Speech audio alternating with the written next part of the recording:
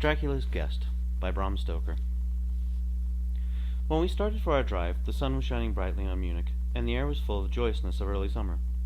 Just as we were about to depart, Herr Delbruck, the maitre d' of the Hotel Quatre Saisons, where I was staying, came down, bareheaded, to the carriage, and after wishing me a pleasant drive, said to the coachman, still holding his hand on the handle of the carriage door, "Remember you are back by nightfall. The sky looks bright, but there is a shiver in the north wind that says there may be a sudden storm. But I am sure you will not be late." Here he smiled and added, "For you know what night it is." Johann answered with an emphatic "Ja, mein Herr," and touching his hat, drove off quickly. When we had cleared the town, I said, after signaling for him to stop, "Tell me, Johann, what is tonight?" He crossed himself as he answered laconically, "Walpurgisnacht." Then he took out his watch, a great old-fashioned German silver thing as big as a turnip, and looked at it, with his eyebrows gathered together and a little impatient shrug of his shoulders. I realized that this was his way of respectfully protesting against the unnecessary delay, and sank back in the carriage, merely motioning him to proceed. He started off rapidly, as if to make up for lost time. Every now and then the horses seemed to throw up their heads and sniff the air suspiciously. On such occasions I often looked around in alarm. The road was pretty bleak, for we were traversing a sort of high, windswept plateau. As we drove, I saw a road that looked but little used, and which seemed to dip through a little winding valley. It looked so inviting that even at the risk of offending him, I called Johann to stop, and when he had pulled up, I told him I would like to drive down that road. He made all sorts of excuses, and frequently crossed himself as he spoke. This somewhat piqued my curiosity, so I asked him various questions. He answered fencingly, and repeatedly looked at his watch in protest. Finally I said, "Well, Johann, I want to go down this road. I shall not ask you to come unless you like, but tell me why you do not like to go. That is all I ask." For answer he seemed to throw himself off the box, so quickly did he reach the ground. Then he stretched out his hands appealingly to me, and implored me not to go. There was just enough of English mixed with the German for me to understand the drift of his talk. He seemed always just about to tell me something, the very idea of which evidently frightened him. But each time he pulled himself up, saying, as he crossed himself, "Walpurgisnacht." I tried to argue with him, but it was difficult to argue with a man when I did not know his language. The advantage certainly rested with him, for although he began to speak in English of a very crude and broken kind, he always got excited and broke into his native tongue, and every time he did so, he looked at his watch. Then the horses became restless, and sniffed the air. At this he grew very pale, and looking around in a frightened way, he suddenly jumped forward, took them by the bridles, and led them on some 20 feet. I followed, and asked why he had done this. For answer he crossed himself, pointed to the spot we had left, and drew his carriage in the direction of the other road, indicating a cross, and said, first in German, then in English, "Buried him what killed themselves." I remembered the old custom of burying suicides at crossroads. "Ah, I see, a suicide. How interesting." But for the life of me I could not make out why the horses were frightened. While we were talking, we heard a sort of sound between a yelp and a bark. It was far away, but the horses got very restless, and it took Johann all his time to quiet them. He was pale, and said, "It sounds like a wolf, but yet there are no wolves here now." "No?" I said, questioning him. "Isn't it long since the wolves were so near the city?" "Long, long," he answered. "In the spring and summer, but with the snow the wolves have been here not so long." While he was petting the horses and trying to quiet them, dark clouds drifted rapidly across the sky. The sunshine passed away, and a breath of cold wind seemed to drift past us. It was only a breath, however, and more in the nature of a warning than a fact, for the sun came out brightly again. Johann looked under his lifted hand at the horizon and said, "The storm of snow. He comes before a long time." Then he looked at his watch again, and straightway, holding his reins firmly, for the horses were still pawing the ground restlessly and shaking their heads, he climbed to his box as though the time had come for proceeding on our journey. I felt a little obstinate, and did not at once get into the carriage. "Tell me," I said, "about this place where the road leads," and I pointed down again. And again he crossed himself and mumbled a prayer before he answered. "It is unholy." "What is unholy?" I inquired. "The village." "Then there is a village?" No. No one lives there hundreds of years." My curiosity was piqued. "But you said there was a village." "There was." "Where is it now?" Whereupon he burst out into a long story in German and English, so mixed up that I could not quite understand exactly what he said, but roughly I gathered that long ago, hundreds of years, men had died there and been buried in their graves, and sounds were heard under the clay, and when the graves were opened, men and women were found rosy with life, and their mouths red with blood. And so, in haste, to save their lives, ay, and their souls, and here he crossed himself, those who were left fled away to other places, where the living died, and the dead were dead, and not something. He was evidently afraid to speak the last words. As he proceeded with his narration, he grew more and more excited. It seemed as if his imagination had got hold of him, and he ended in a perfect paroxysm of fear, white-faced, perspiring, trembling, and looking round as if expecting that some dreadful presence would manifest itself right there in the bright sunshine, on the open plain. Finally, in an agony of desperation, he cried, "Walpurgisnacht," and pointed to the carriage for me to get in. All of my English blood rose at this, and standing back, I said, "You are afraid. Johann, you're afraid. Go home. I shall return alone. The walk will do me good." The carriage door was open. I took from the seat my oak walking stick, which I always carry on my holiday excursions, and closed the door, pointing back to Munich, and said, "Go home, Johann. Walpurgisnacht doesn't concern Englishmen." The horses were now more restive than ever, and Johann was trying to hold them in while excitedly imploring me not to do anything so foolish. I pitied the poor fellow. He was so deeply in earnest. But all the same, I could not help laughing. His English was quite gone now. In his anxiety, he had forgotten that his only means of making me understand was to talk my language. So he jabbered away in his native German. It began to be a little tedious. After giving the direction, home, I turned to go down the crossroad into the valley. With a despairing gesture, Johann turned his horses toward Munich. I leaned on my stick and looked after him. He went slowly along the road for a while. Then there came over the crest of the hill a man, tall and thin. I could see so much in the distance. When he drew near the horses, they began to jump and kick about, then to scream with terror. Johann could not hold them in. They bolted down the road, running away madly. I watched them out of sight, then looked for the stranger, but I found that he too was gone. With a light heart, I turned down the side road through the deepening valley, to which Johann had objected. There was not the slightest reason that I could see for his objection, and I dare say I tramped for a couple of hours without thinking of time or distance, and certainly without seeing a person or house. So far as the place was concerned, it was desolation itself. But I did not notice this particularly till, on turning a bend in the road, I came upon a scattered fringe of wood. Then I recognized that I had been impressed unconsciously by the desolation of the region through which I had passed. I sat down to rest myself, and began to look around.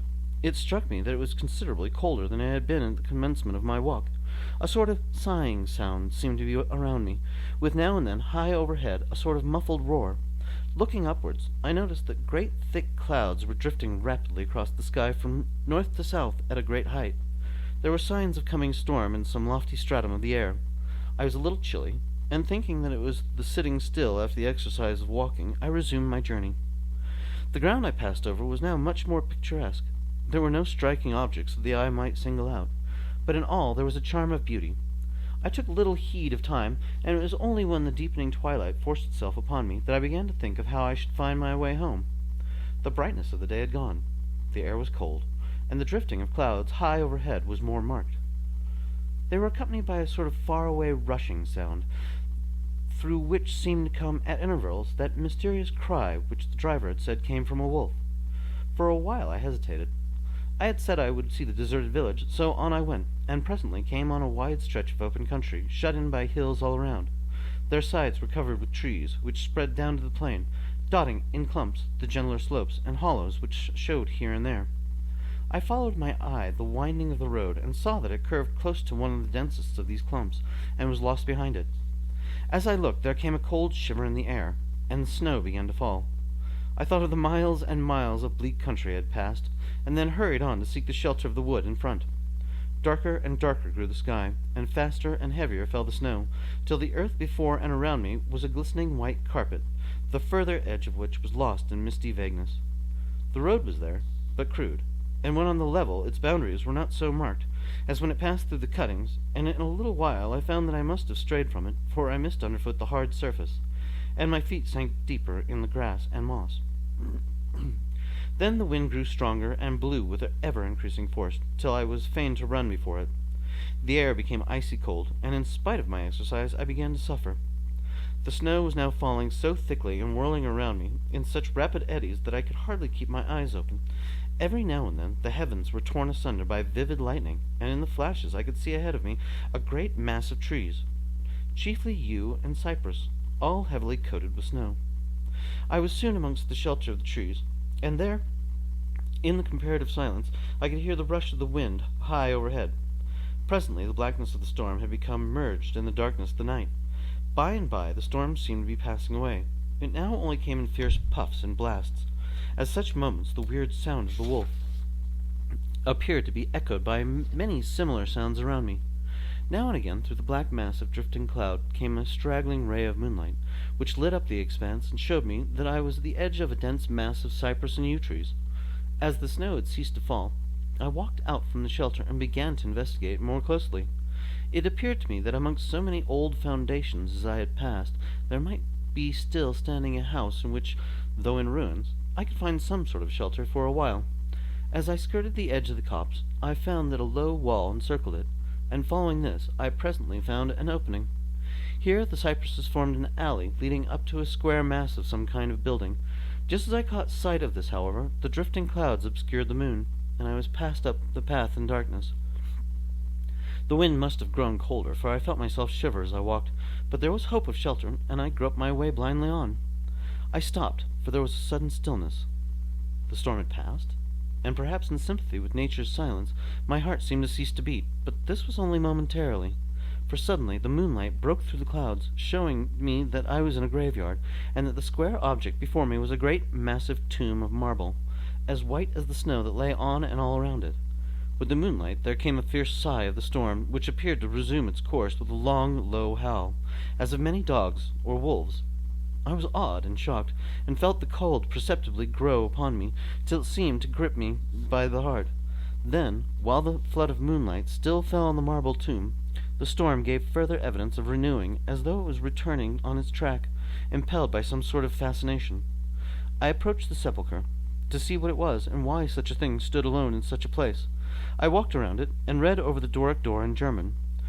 Countess Dollingen of Graz, in Styria, sought and found death, 1801. On the top of the tomb, seemingly driven through the solid marble, for the structure was composed of a few vast blocks of stone, was a great iron spike or stake.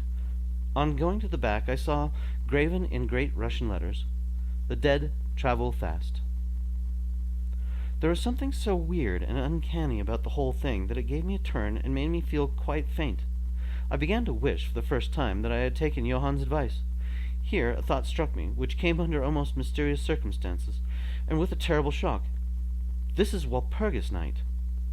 Walpurgis Night, when, according to the belief of millions of people, the devil was abroad, when the graves were opened and the dead came forth and walked, when all evil things of earth and air and water held revel. This very place the driver had specifically shunned. This was the depopulated village of centuries ago. This is where the suicide lay, and this was the place where I was alone, unmanned, shivering with cold, in a shroud of snow, with a wild storm gathering again upon me. It took all my philosophy, all the religion I had been taught, all my courage not to collapse in a paroxysm of fright. And now a perfect tornado burst upon me. The ground shook as though thousands of horses thundered across it, and this time the storm bore on its icy wings, not snow, but great hailstones, which drove with such violence that they might have come from the thongs of Balearic slingers, hailstones that beat down leaf and branch and made the shelter of the cypresses of no more avail than though their stems were standing corn. At the first I had rushed to the nearest tree, but I was soon fain to leave it, and seek the only spot that seemed to afford refuge, the deep Doric doorway of the marble tomb. There, crouching against the massive bronze door, I gained a certain amount of protection from the beating of the hailstones, for now they only drove against me as they ricocheted from the ground and the side of the marble. As I leaned against the door, it moved slightly, and opened inwards. The shelter of even a tomb was welcome in that pitiless tempest, and I was about to enter it when there came a flash of forked lightning that lit up the whole expanse of the heavens in the instant. In that instant, as I am a living man, I saw, as my eyes were turned into the darkness of the tomb, a beautiful woman with rounded cheeks and red lips, seemingly sleeping on a bier. As the thunder broke overhead, I was grasped as by the hand of a giant and hurled out into the storm. The whole thing was so sudden that before I could realize the shock, moral as well as physical, I found the hailstones beating me down. At the same time, I had a strange, dominating feeling that I was not alone. I looked towards the tomb just then. Just then there came another blinding flash, which seemed to strike the iron stake that surmounted the tomb, and to pour through to the earth, blasting and crumbling the marble. As in a burst of flame, the dead woman rose for a moment of agony while she was lapped in the flame, and her bitter screams of pain was drowned in the thunderclash. The last thing I heard was this mingling of dreadful sound, as again I was seized in the giant grasp and dragged away, while the hailstones beat on me, and the air around seemed reverberant with the howling of wolves. The last sight that I remember was a vague, white moving mass, as if all the graves around me had sent out the phantoms of their sheeted dead, and that they were closing in on me through the white cloudiness of the driving hail. Gradually there came a sort of vague beginning of consciousness, then a sense of weariness that was dreadful. For a time I remembered nothing, but slowly my senses returned. My feet seemed positively racked with pain, yet I could not move them. They seemed to be numbed.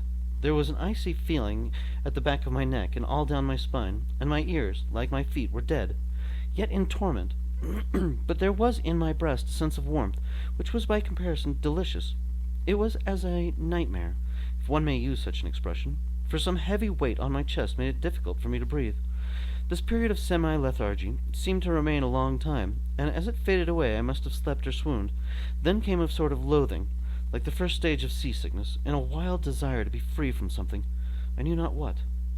A vast stillness enveloped me, as though all the world were asleep or dead, only broken by the low panting of some animal close to me. I felt a warm rasping at my throat. Then came a consciousness of the awful truth, which chilled me to the heart, and sent the blood surging up through my brain. Some great animal was lying on me, and now licking my throat. I feared to stir, for some instinct of prudence bade me lie still. But the brute seemed to realize that there was now some change in me, for it raised its head. Through my eyelashes I saw above me the two great flaming eyes of a gigantic wolf. Its sharp white teeth gleamed in the gaping red mouth, and I could feel its hot breath, fierce and acrid, upon me. For another spell of time I remembered no more. Then I became conscious of a low growl, followed by a yelp, renewed again and again.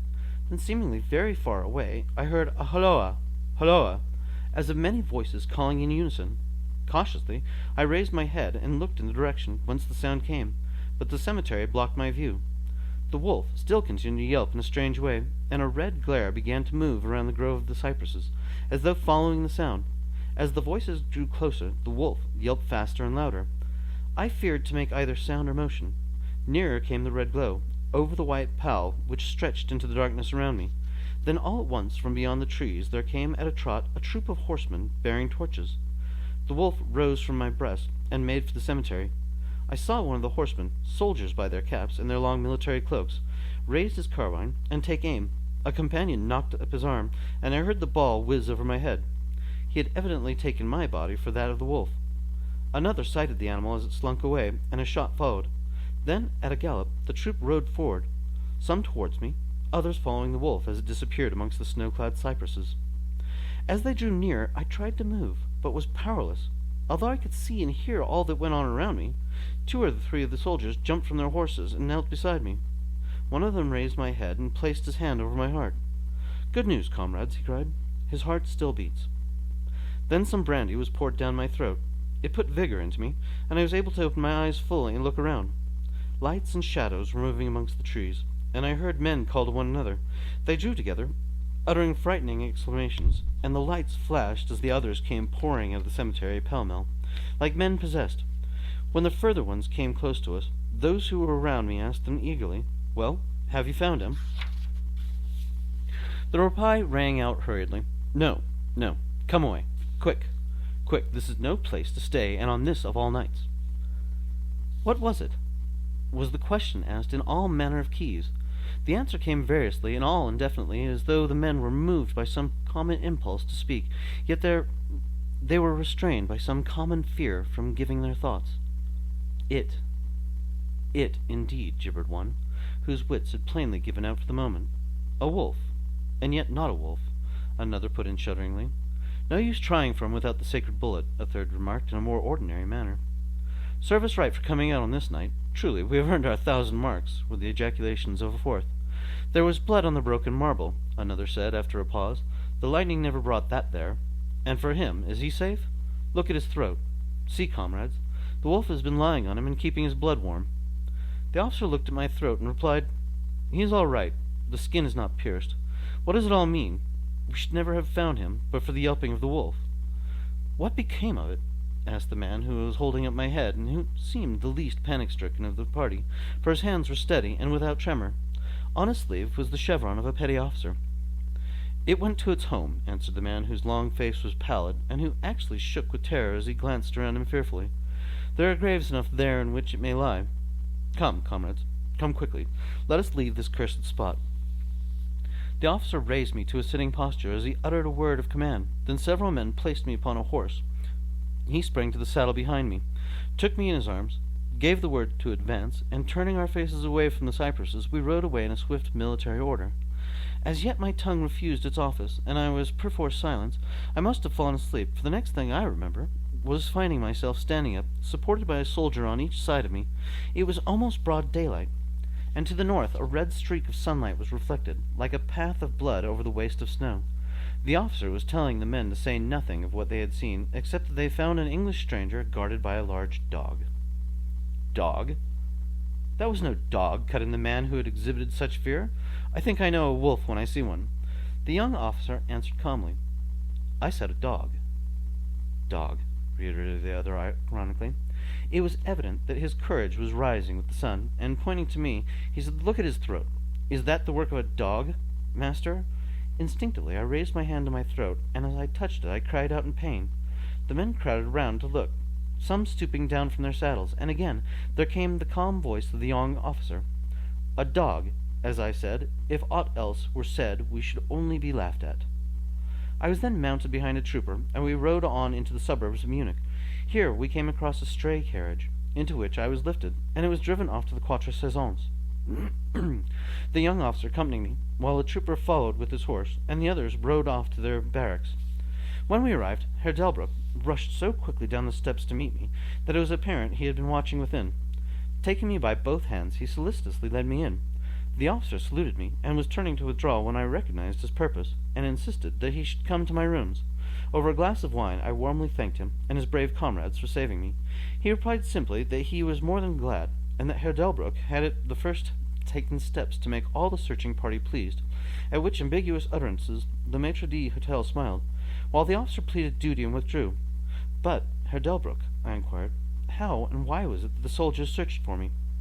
He shrugged his shoulders as if in depreciation of his own deed, as he replied, I was so fortunate as to obtain leave from the commander of the regiment in which I served to ask for volunteers. But how did you know I was lost? I asked. The driver came hither with the remains of his carriage, which had been upset when the horses ran away. But surely you would not send a search party of soldiers merely on this account? Oh, no, he answered. But even before the coachman arrived, I had this telegram from the boyar, whose guest you are. And he took from his pocket a telegram which he handed to me, and I read, Bistritz. Be careful of my guest. His safety is most precious to me. Should aught happen to him, or, if he be missed, spare nothing to find him, and ensure his safety. He is English, and therefore adventurous. There are often dangers from snow and wolves, and night. Lose not a moment if you suspect harm to him. I answer your zeal with my fortune. Dracula. As I held the telegram in my hand, the room seemed to whirl about me, and, if the attentive maitre d'hotel had not caught me, I think I should have fallen. There was something so strange in all this, something so weird and impossible to imagine, that there grew on me a sense of being in some way the sport of opposite forces, the mere vague idea of which seemed, in a way, to paralyze me. I was certainly under some form of mysterious protection. From a distant country had come, in the very nick of time, a message that took me out of the danger of the snow sleep and the jaws of the wolf.